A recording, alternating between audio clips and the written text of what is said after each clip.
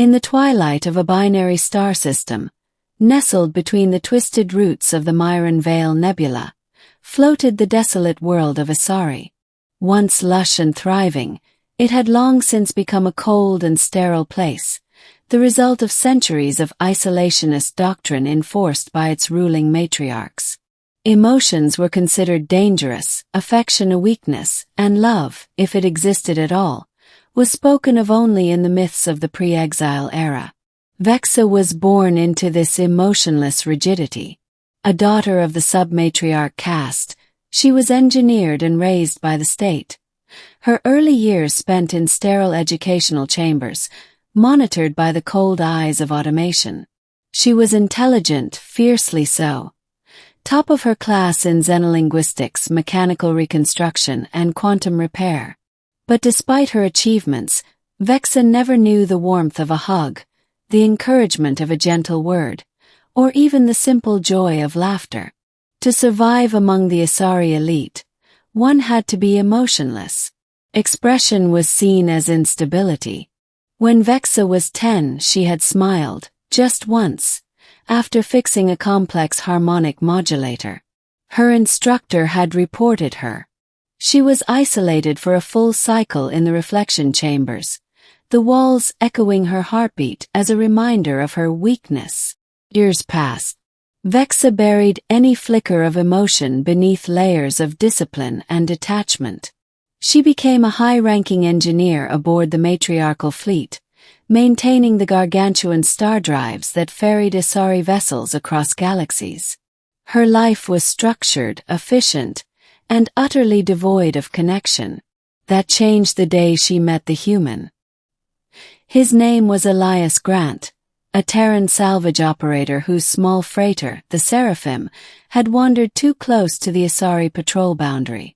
Protocol dictated his ship be dismantled and its data core confiscated. But when Vexa scanned it, she found something unusual. Instead of the usual contraband or weapons, the ship carried music. Human music, symphonies, love songs, lullabies. Curious beyond reason, she violated protocol. She listened. The notes hit her like solar winds. The first melody she heard was a piano sonata by Debussy. She sat motionless in the data chamber as the haunting, tender notes swelled around her. Then came the vocals. Songs about longing, about heartbreak, about holding someone close just to feel alive. For the first time in her life, Vexa wept.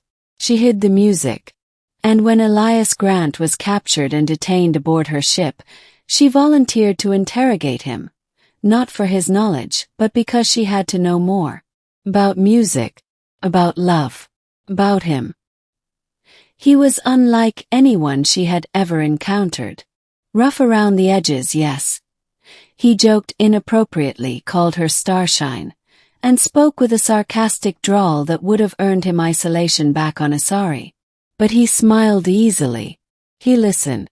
And most unsettling of all, he cared. "Why do you do that?" she asked one day in the observation deck, where he'd been sketching planets on the walls with glow chalk from the commissary. "Do what?" he replied. "Smile at me. Compliment me. Call me unnecessary things. Starshine. Bright eyes. Beautiful." He looked up, his eyes soft. "Because I mean them." "But I am not beautiful," she replied logically. "My facial structure is asymmetrical. My cranial crest is malformed due to a childhood nutrition deficiency. Yeah, and I've got a crooked nose from falling off a ladder when I was 6. Doesn't mean I can't be handsome. Beauty isn't a checklist, Vexa. It's how you feel about someone." She didn't understand at first. She was trained not to.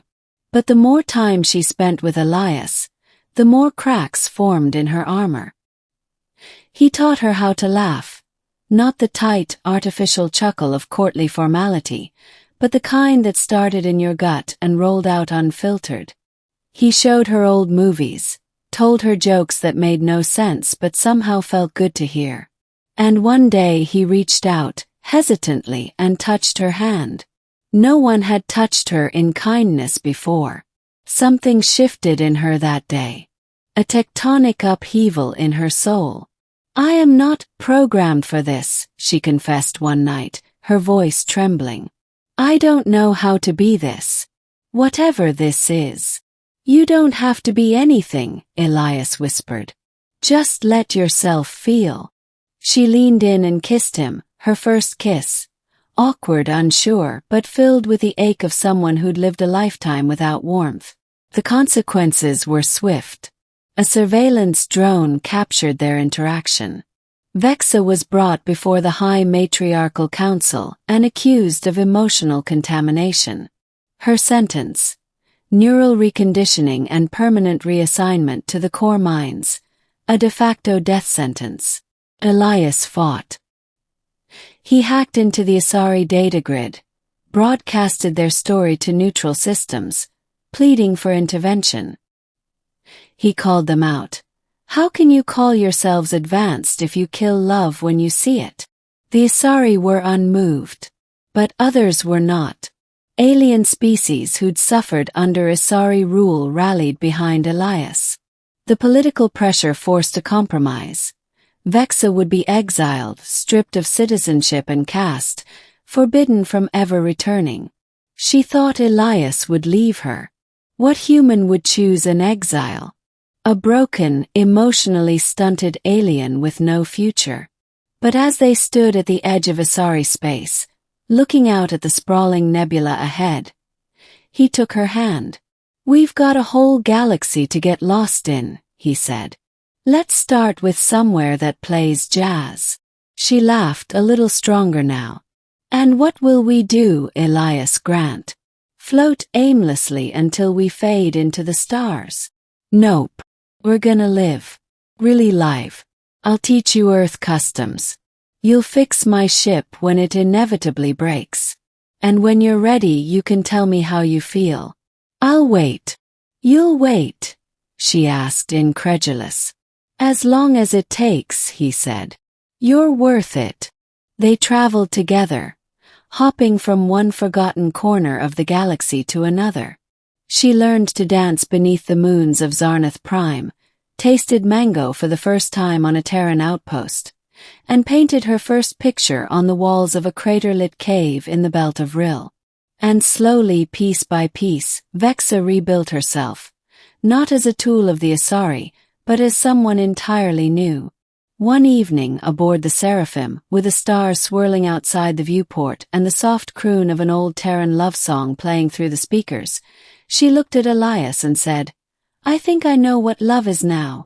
"Yeah," he said, smiling. "What's it feel like?"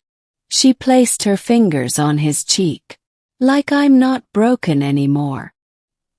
He pulled her into his arms and they held each other. Two souls once lost in the cold, now wrapped in warmth that neither had expected to find. And in that moment, for the first time in her life, Vexa didn't just feel love. She was loved.